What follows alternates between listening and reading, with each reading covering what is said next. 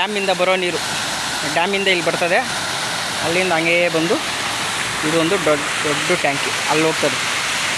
ಅಲ್ಲಿ ಹೋಗಿ ಅಲ್ಲಿ ಗಟ್ಟಿ ವೇಸ್ಟು ಮಡ್ಡಿ ಆ ಥರದ್ದು ಏನು ಬರ್ತದೆ ಅದರೊಳಗೆ ಕುತ್ಕೊಂಡು ಮತ್ತು ತೆಳು ನೀರು ಇದೆ ಈ ಒಂದು ಪ್ಲಾಂಟಿಗೆ ಬರ್ತದೆ. ಈ ಒಂದು ಪ್ಲಾಂಟು ಇದು ತುಂಬಿ ನೋಡಿ, ಇನ್ನೂ ಇಲ್ಲಿ ಇರೋಂಥ ವೇಸ್ಟು ಅದು ಇದೇನಿದ್ರೆ ಕೆಳಗಡೆ ಕೂತ್ಕೊಂಡು ಇಲ್ಲಿ ಫಿಲ್ಟ್ರ್ ಆಗಿರೋ ನೀರು ಒಂದು ಫಸ್ಟ್ ಪ್ರೋಸೆಸ್ ಇದು ಹಿಂಗೆ ಇದು ಹಿಂಗೆ ಬರ್ತಾಯಿದೆ ನೋಡಿ, ಹಿಂಗೆ ಬರ್ತಾಯಿದೆ. ಬಂದು ಇಲ್ಲಿಂದ ಈಗ ಬಂದು ಇಲ್ಲಿ ನೋಡಿ, ಇಲ್ಲಿಂದ ಇದು ಈ ಲೈನ್ ಮೂಲಕ ಒಳಗಡೆ ಬರ್ತದೆ. ಇಲ್ಲಿ ಒಳಗಡೆ ನೋಡಿ 1 2 3 4 5 ಪ್ಲಾಂಟ್ ಇದೆ. ಇದು ಮರಳು, ಇದರಲ್ಲಿ ಮರಳು ಹಾಕಿರ್ತಾರಂತೆ.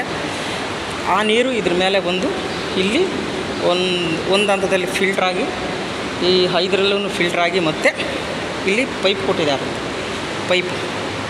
ಆ ಪೈಪ್ ಮುಖಾಂತರ ಕೆಳಗಡೆ ಹೋಗುತ್ತೆ. ಬನ್ನಿ ಕೆಳಗಡೆ ತೋರಿಸ್ತೀನಿ. ಎಲ್ಲ ಗೇಟ್ ವಾಲ್. ಈ 5ರಲ್ಲಿ ಈ 5 ತೊಟ್ಟಿಯಲ್ಲಿ ಫಿಲ್ಟ್ರಾಗಿದ್ದ ನೀರು ಇಲ್ಲಿ ಕೆಳಗಡೆ ಹೋಗ್ತವೆ ನೋಡಿ, ಕಾಣಿಸ್ತಾ ಇದೆ. ಈ ಪೈಪಲ್ಲಿ ಹೋಗ್ತವೆ, ಪ್ಲಸ್ ಅಲ್ಲಿ ಕೆಳಗಡೆ ಹೋಗಿ ತೋರಿಸ್ತೀನಿ. ಅಲ್ಲೊಂದು ಪೈಪ್ ಇದೆ, ಅಲ್ಲಿ ಬರ್ತವೆ. ಅಲ್ಲಿ ಫಿಲ್ಟ್ರಾಗಿದ್ದ ನೀರು ಇಲ್ಲಿ ಬರ್ತವೆ.